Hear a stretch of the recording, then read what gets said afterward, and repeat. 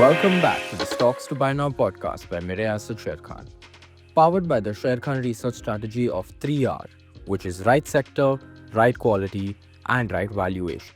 Today, we have an update on Coromandel International. Our analyst maintains a buy rating on the stock with an unchanged price target of Rs 2535.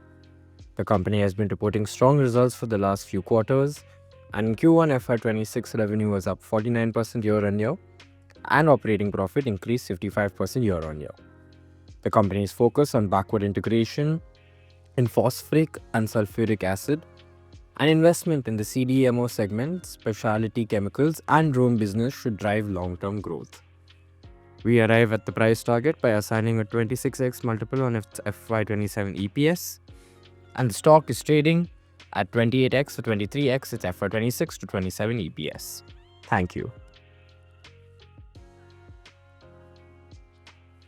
Investment in securities market are subject to market risks. Read all the related documents carefully before investing.